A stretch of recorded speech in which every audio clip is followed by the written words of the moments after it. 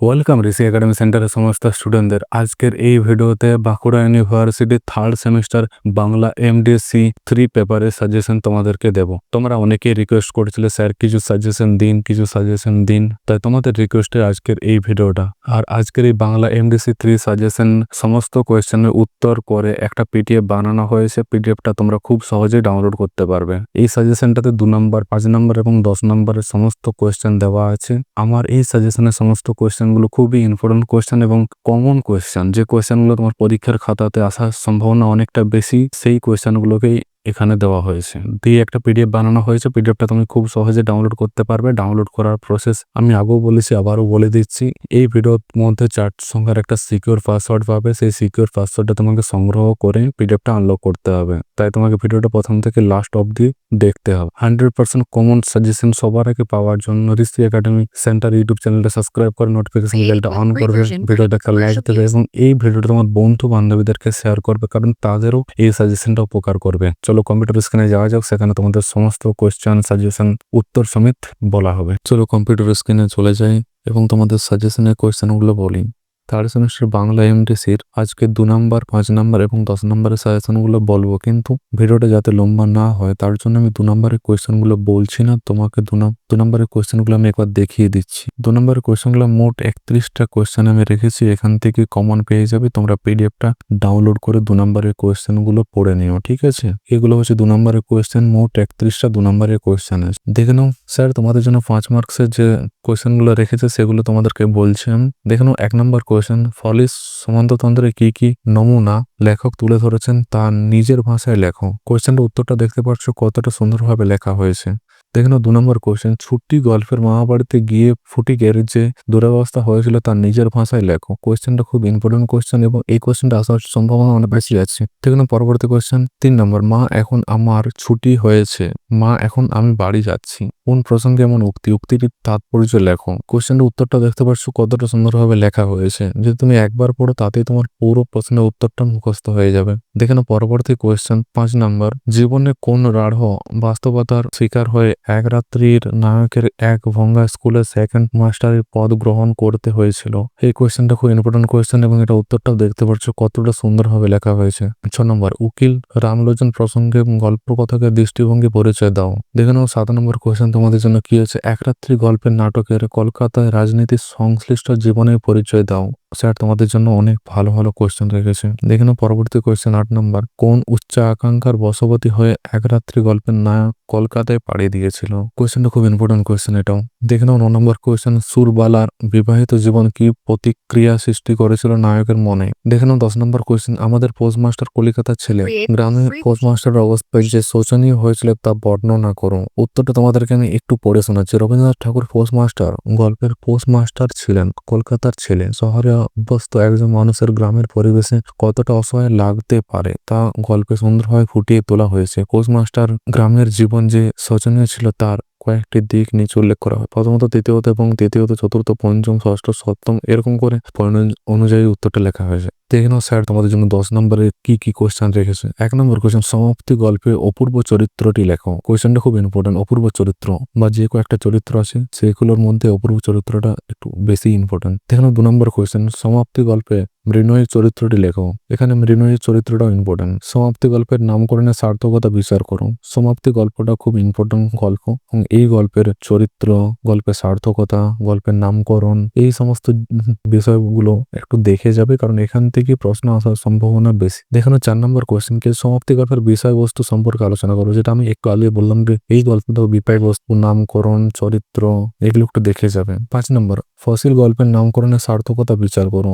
6 নম্বর question কি আছে, সুবোধ ঘোষ তার ফসিল গল্পের মধ্যে দিয়ে যে বক্তব্য ফুটিয়ে তুলতে চেয়েছে তা আলোচনা করো। ছোট গল্প হিসাবে এর সার্থকতা বিচার করো। দেখেন পরবর্তী কোয়েশ্চেন 7, ছুটি গল্পে ফটিক চরিত্রটি বিশ্লেষণ করো। এই চরিত্রটা খুব ইম্পর্টেন্ট চরিত্র।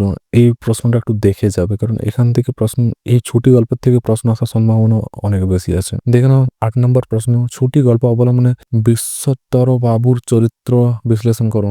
9 নম্বর কোয়েশ্চেন, এক রাত্রি গল্পের ভিন্ন ভিন্ন মুহূর্তগুলি পাঠকের সামগ্রিকভাবে অনুভূমিক সংহতে ততক্ষণ উপলব্ধির দিকে নিয়ে গিয়েছে। গল্পটি অবলম্বনে এই মতের সমর্থনে তোমার যুক্তিপূর্ণ মতামত দাও। দেখে নাও কোশ্চেনটার উত্তরটা এবং এর পরবর্তী প্রশ্ন 10 নম্বর। এক রাত্রি গল্পের নায়কের জীবনে এক রাত্রি কিভাবে অন্তত রাত্রি ব্যঞ্জনা দিয়ে এসেছে তা আলোচনা করো। কোশ্চেনটা খুব ইম্পর্টেন্ট প্রশ্ন, এই প্রশ্নটা খুব ইম্পর্টেন্ট, এটা ট্রপিসটা দিয়ে রাখ। এই জন্য পরবর্তী প্রশ্ন কি আছে তোমাদের জন্য আরো কিছু 10 নম্বরের কোশ্চেন দিয়েছি, দেখে নাও সেই 10 নম্বরের কোশ্চেনগুলো কি আছে। 1 নম্বর, সাধবারা একাদশী কি জাতীয় রচনা? স্ট্র্যাটেজি, কমেডি, প্রসহর, সামাজিক চিত্র অথবা অন্য কিছুতে? তোমার অভিমত যুক্তিসহ ব্যাখ্যা করো। এই কোশ্চেন উত্তরটা দেখতে পাচ্ছি। এবং 2 নম্বর কোশ্চেন আছে, সুধবারা একাদশী নাটকটি নামকরণে নাট্যকার দীনবন্ধু মিত্র যথেষ্ট কৃতিত্বের পরিচয় দিয়েছে। মন্তব্যটি কতদূর সার্থক বুঝিয়ে লেখো। এর আগে যে কয়েকটা 10 নম্বরের কোশ্চেন বললাম সেগুলোর সাথে এই কোশ্চেনগুলো পড়ে যাবে, কারণ এই কোশ্চেনগুলো খুব ইম্পর্টেন্ট কোশ্চেন। 3 নম্বর, সাতবার একাদশী নাটকে যে কৌতুক রসের পরিচয় পাওয়া যায় তা দৃষ্টান্ত সহ আলোচনা করুন। স্যার তোমাদের জন্য অনেক ভালো ভালো কোশ্চেন রেখেছে। দেখে নাও 4 নম্বর, দেবী গর্জন নাটকে গণনাট্য ও লোকনাট্য উভয় ধারায় বিশিষ্ট বর্তমান বিচার করুন। 5 নম্বর কোশ্চেন, দেবী গর্জন নাটকে ত্রিভুবন ও প্রভঞ্জন একই শ্রেণী প্রতিনিধি হলেও একই ছাদের চরিত্র নয় কেন? বিশ্লেষণ করুন। দেখুন পরবর্তী প্রশ্ন। পরবর্তী প্রশ্ন 6 নম্বর, দেবী গর্জন নাটকে বাদামি অন্তত বাস্তব ও সক্রিয় চরিত্র ব্যাখ্যা করুন। 7 নম্বর কোয়েশ্চেন, আমাদের পোস্টমাস্টার কলিকাতা গ্রামে পোস্টমাস্টারের অবস্থান যে শোচনীয় হয়েছে তা বর্ণনা করুন। এই কোয়েশ্চেনটা হয়তো আগে ছিল বাট আবার দেওয়া হয়ে গেছে ভুল করে। 8 নম্বর কোয়েশ্চেন, ছোট গল্প হিসাবে পোস্টমাস্টারের সার্থকতা বিচার করুন। 9 নম্বর, ছুটি গল্পে মা বাড়িতে গিয়ে ফটিকের কি দুরবস্থা হয়েছিল তা নিজের ভাষায় লেখো। এই কোয়েশ্চেনটা হয়তো আমি আগে দিয়েছিলাম, আবার দেওয়া হয়ে গেছে। 10 নম্বর, ছুটি গল্প কিশোর মনস্তত্ত্বের যে প্রকাশ ঘটেছে তা নিজের ভাষায় লেখো। 11 নম্বর, সুভাষ সঙ্গে মানুষের প্রাণীর বন্ধুত্ব কেমন ছিল তা লেখো। 12 নম্বর, এই জন্য প্রপাত সুভার মর্যাদা বুঝিত। প্রপাতের কাছে সুভা কিভাবে মর্যাদা পেত তা গল্প অবলম্বনে লেখো। 13 নম্বর, সুভা গল্পের একেবারে শেষ বাক্য, এবার তাহার সাম চক্ষু এবং কর্ণ নিদ্রয়া দ্বারা পরীক্ষা করিয়া এক ভাষা বিশিষ্ট কন্যা বিবাহ করিয়া আনিল।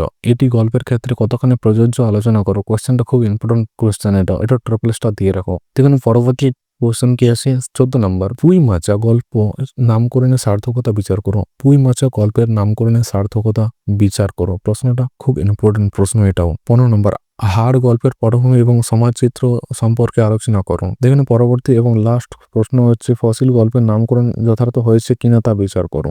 তাহলে আজকের এই সাজেশন ভিডিওতে যে কোয়েশ্চেনগুলো তোমাদের বললাম, যেমন 2 নম্বরের কোয়েশ্চেনগুলো, 5 নম্বরের কোয়েশ্চেনগুলো এবং 10 নম্বরের যে কোয়েশ্চেনগুলো তোমাদেরকে বললাম, এই কোয়েশ্চেনগুলো তুমি দেখে যাবে এবং এইখান থেকেই সমস্ত কোয়েশ্চেন কমন পেয়ে যাবে। এর বাইরে কোয়েশ্চেন আসার সম্ভাবনা একেবারে নেই। আজকের এই সাজেশন ভিডিওতে তোমাদের 3rd সেমিস্টার বাংলা এমডিসির যে সাজেশনগুলো বললাম, যেমন 2 নম্বরে মোট 31টা কোয়েশ্চেন, 5 নম্বরে কয়েকটা কোয়েশ্চেন এবং 10 নম্বরে আরো কয়েকটা কোয়েশ্চেন যে তোমাদের বললাম, এই কোয়েশ্চেনগুলো যদি তুমি দেখে যাও তো এখান থেকে কমন কোয়েশ্চেন পেয়ে যাবে। কারণ তোমাদের 3rd সেমিস্টার বাংলা এমডিসি সিলেবাসের যে কয়েকটা গল্প আছে সমস্ত গল্প থেকেই কোয়েশ্চেন এখানে দেওয়া আছে, তাই কোনোভাবেই মিস হবার সম্ভাবনা একেবারেই নেই। যে কয়েকটা কোয়েশ্চেন দেওয়া আছে এগুলো খুবই ইম্পর্টেন্ট কোয়েশ্চেন।